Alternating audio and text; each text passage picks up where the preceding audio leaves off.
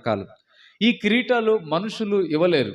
ఈ లోకంలో ప్రపంచ సుందరిగా ఉంటే వాళ్ళకు చిన్న కిరీటం పెడతారు. లేదా ఒక ఎలిజబెత్ రాణి, విక్టోరియా రాణి, ఇంగ్లాండ్ దేశం పరిపాలన, వాళ్ళకు రాణి రాజు కిరీటాలు పెట్టారు. అవి బంగారంతోనూ లేదా డైమండ్స్తో కిరీటాలు పెడతారు. అలా కిరీటాలు పెట్టవచ్చు. లేకపోతే అధికారంతో ఒక కిరీటం లాగా బంగారంతో రకరకాల కిరీటాలు పెడతా ఉంటారు. ఈ కిరీటాలు పెట్టవచ్చు. కానీ దేవుడిచ్చే కిరీటం, దయా అనే కిరీటాన్ని కదా ఎవరిస్తారు? దేవుడిచ్చే దయా కిరీటం. కనుక మన పరిశుద్ధ అనే కిరీటం ఉంది. పరిశుద్ధ కిరీటాన్ని ఎవరిస్తారు? దేవుడే. కనుక మనం ఇప్పుడు మూడోదిగా ఈ కిరీటం ఏంటంటే కరుణ కటాక్షం అనే కిరీటం. అంటే దేవుని కరుణను, ఆ కటాక్షమును ఒక కిరీటముగా ధరింపజేస్తాడు. కరుణ ప్లస్ కటాక్షం. అందుకే ఆయనకి మత్తయి సువార్త మనం చూస్తాం, గుడ్డివాడు ఏమని పిలిచినాడు? దావీదు కుమారుడా నన్ను కరుణించము.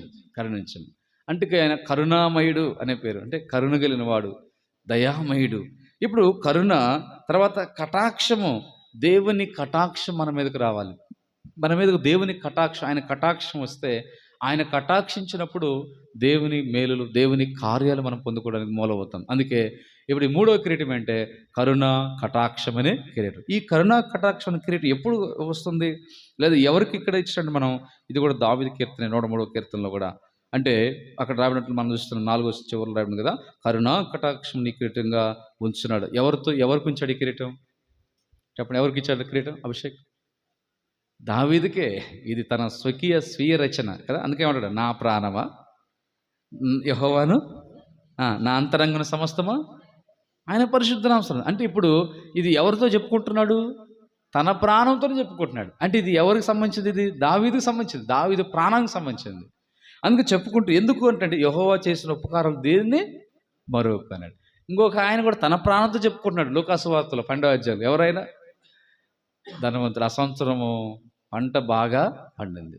అక్కడ ధనవంతుడు పంట బాగా పండితే కొట్లు గూడెలు పెద్దవి చేసి నింపుకొని, నా ప్రాణమా తినుము త్రాగుము సుఖించుము, నీకు అనేక సంవత్సరాలు సరిపోయే ధాన్యం అంతా సమకూర్చబడింది అంటున్నాడు. అంటే అక్కడ తన ప్రాణంతో చెప్పుకుంటున్నాడు. ఏమంటే దేవుని గురించిన పదం లేదు అక్కడ. తన ప్రాణంతో ఉంటే ఆ పండిన పంటలు లేదా సంపద, ధనం, దాని గురించే చెబుతున్నాడు. ఇక్కడ దావీదు వ్యత్యాసం ఏంటంటే, నా ప్రాణమా యెహోవాను సన్నుతించు, దేవుణ్ణి స్తుతించు. ఇది ప్రాముఖ్యమైన. అందుకోసమే ఇక్కడ ఈ వ్యక్తికి ఏమో దేవుడు ఏం చేసినంటే కరుణా కటాక్షం కిరీటం ధరింపజేశాడు. అక్కడ ఆ వ్యక్తికి ఏం చేశాడు? లూకాసు వార్త 12వ అధ్యాయం యేసు ప్రభువు అన్నాడు, వెర్రివాడా ఈ రాత్రి నీ ప్రాణము అడుగుతున్నా, నువ్వు సంపాదించినవన్నీ ఎవనివ్వగును. చూడండి, అది అతనికేమో ఆ రాత్రి కోల్పోయినాడు.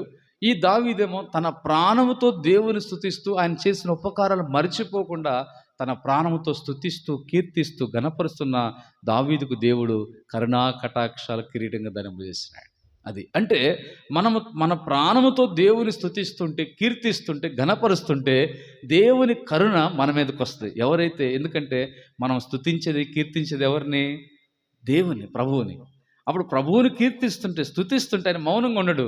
నన్ను స్తుతిస్తున్నారు వీరు, నన్ను కీర్తిస్తున్నారు, నా ఉపకారాలు, నా మేలును బట్టి నన్ను స్తుతిస్తున్నారు, తన ప్రాణంతో స్తుతిస్తారని చెప్పేసి దేవునికి దయ కలుగుతుంది, కటాక్షం కలుగుతుంది, కరుణ కలుగుతుంది. అప్పుడు దావీదు మీదకి కరుణ కటాక్షాలు రాడు. అందుకే ఏం చేసా? కరుణ కటాక్ష ఏం చేసినాయి?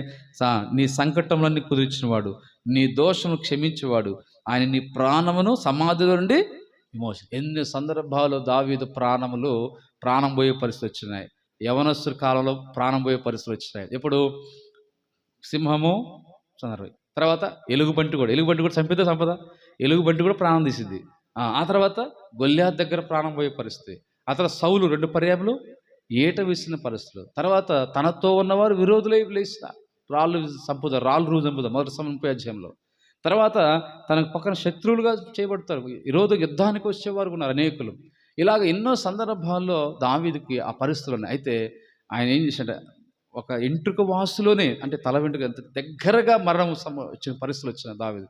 అయితే దేవుడు ఏం చేసినంటే ఇప్పుడు కరుణ కటాక్షములను కిరీటము ధరింపజేసి, ఆ పరిస్థితులు దావీదు కలిగిన స్తుతించే కృతజ్ఞత కలిగిన స్వభావాన్ని బట్టి దేవుడు ఏం చేసినంటే ఆ పరిస్థితులను సమాధిలోనికి వెళ్లకుండా ఆ పరిస్థితుల నుంచి దేవుడు తప్పిస్తూ వచ్చాడు. అందుకే ఇక్కడ ఆయన సమాధిని ప్రాణం విమోచించాడు. కరుణ కటాక్షం నీకు కిరీటం. ఆయన కరుణ లేకపోతే, ఆయన కటాక్షం లేకపోతే దావీదు ఎప్పుడో చనిపోవాల్సింది.